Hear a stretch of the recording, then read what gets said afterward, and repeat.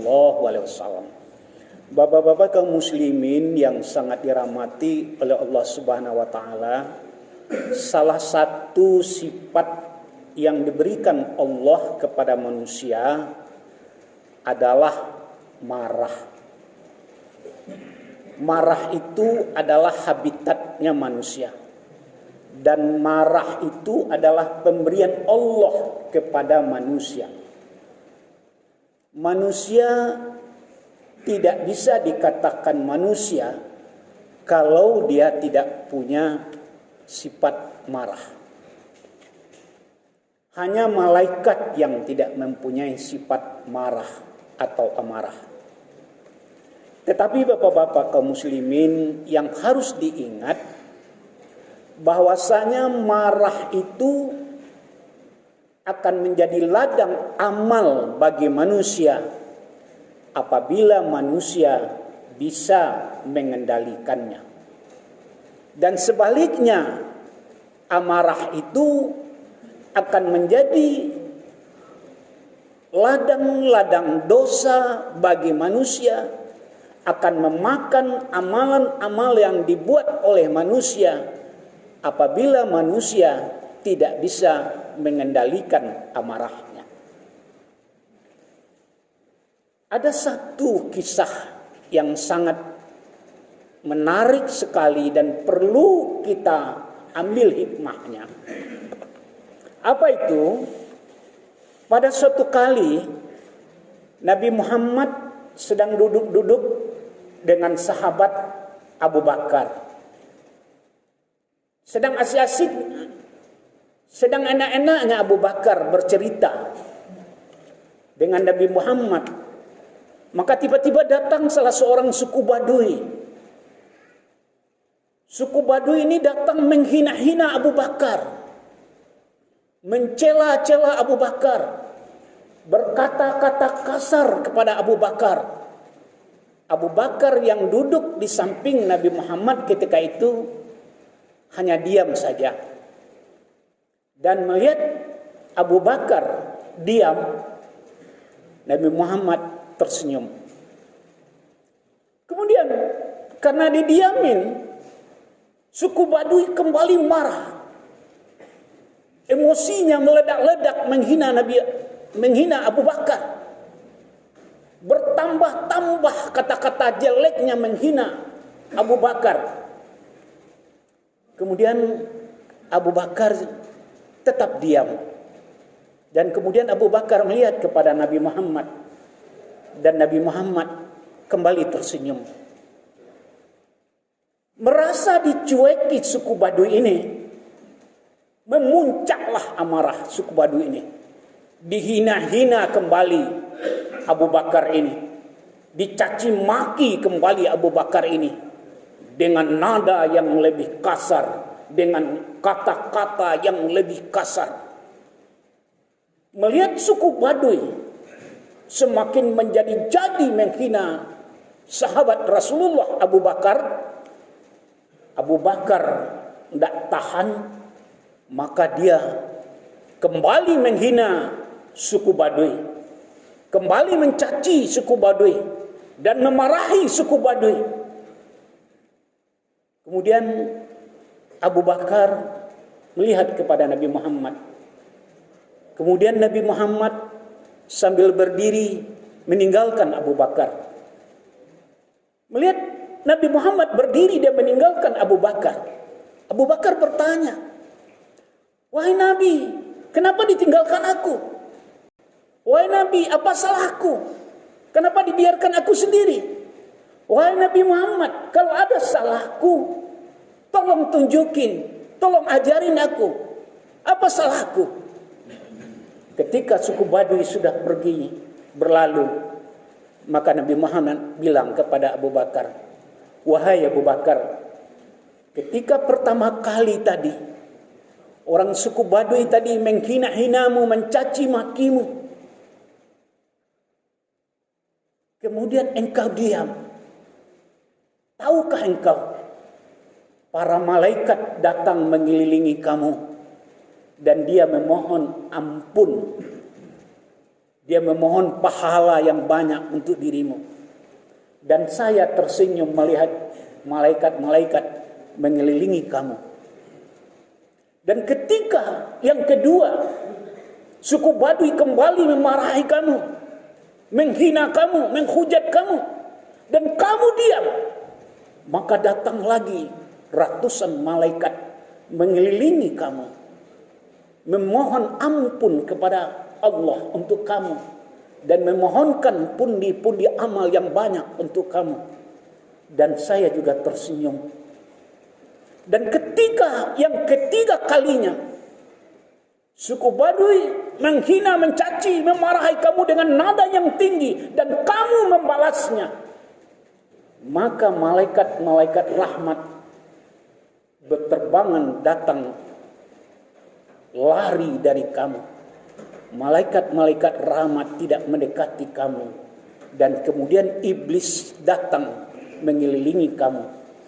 Dan saya tidak mau berteman dengan iblis, makanya saya pergi. Hadis riwayat Bukhari Muslim. Ini adalah suatu kisah yang perlu kita ambil hikmahnya. Suatu kisah yang penuh makna.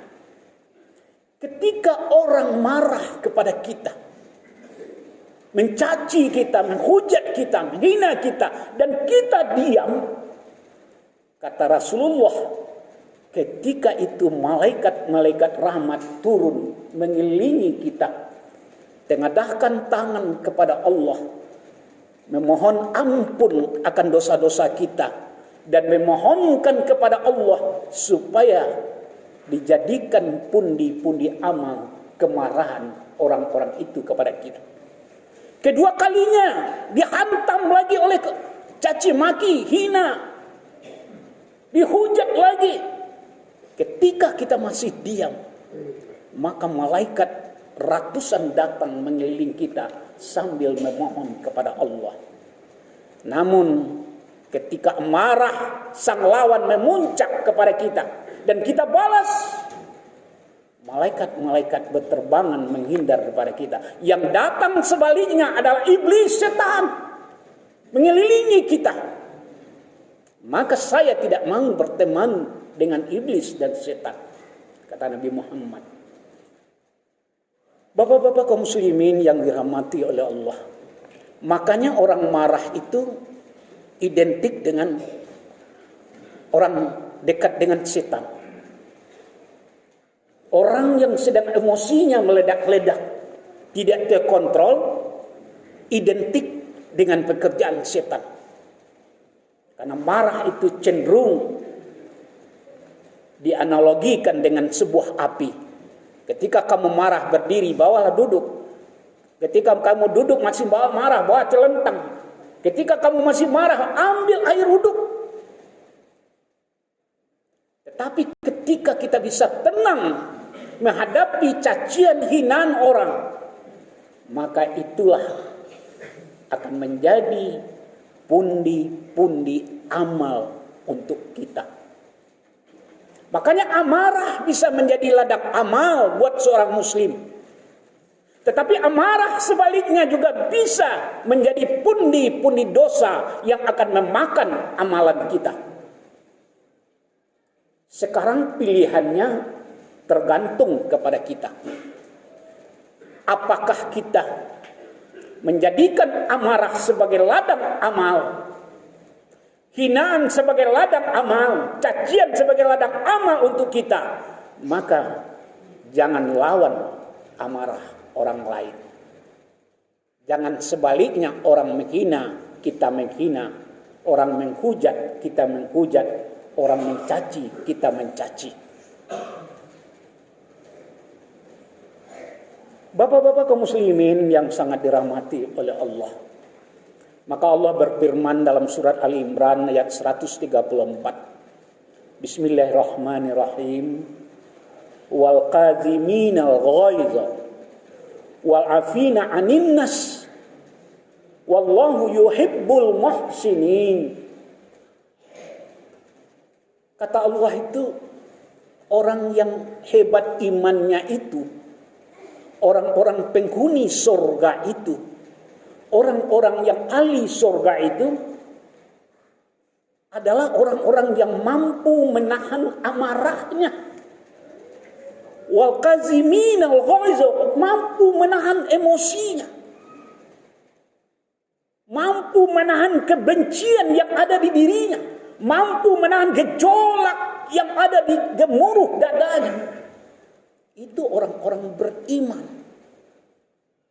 Wal afina, dan memaafkan, aminnas, dan memaafkan orang-orang lain. Bapak-bapak kaum muslimin yang sangat dirahmati oleh Allah, Rasulullah pun bersabda, yamliku nafsahu indal ghadab. Orang yang kuat, orang yang hebat, orang yang tegar itu adalah orang yang mampu menahan amarahnya, mengendalikan amarahnya. Itulah orang yang kuat, orang yang hebat.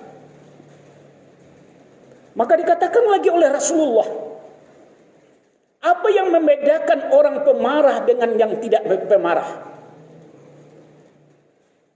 Bedanya adalah imannya. Orang yang semakin tebal imannya, bagus imannya, maka amarahnya semakin kecil. Bukan ukurannya sedekah, bukan ukurannya infak, bukan ukurannya haji, bukan ukurannya umroh.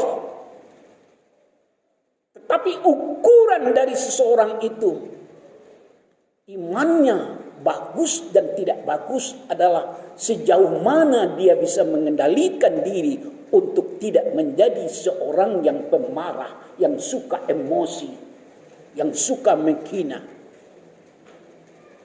Maka ada orang yang bilang, percuma sholat kalau masih pemarah, percuma naik haji kalau masih pemarah, cuma sedekah, percuma infak kalau masih pemarah. Kenapa ada yang bilang begitu? Karena marah itu setan, marah itu iblis. Nabi Muhammad tidak mau berteman dengan iblis, makanya dia menjauh dari Abu Bakar. Aku tidak mau berteman dengan iblis. Bapak-bapak kaum muslimin yang dirahmati oleh Allah, maka untuk itu kendalikanlah diri dan kendalikanlah amarah kita. Karena sesungguhnya hati-hati yang bersih, hati-hati yang penuh dengan iman, hati yang penuh dengan zikir, tahlil, tahmid adalah hati yang di dalamnya tidak ada tempat untuk marah-marah. Bacalah riwayat Nabi Muhammad kita, Nabi kita, diludahi, dicaci maki, dilempari tahi, dihina, dikatakan gila. Kapan kita melihat Nabi Muhammad membalas dengan hina, dengan caci maki, dengan kembali menghina? Tidak ada. Karena begitu sempurnanya iman Nabi Muhammad, begitu bersihnya hati Nabi Muhammad, maka ketika kita sudah mendekati hati yang bersih, jiwa yang bersih, marah pun sudah mulai menipis di hati seseorang.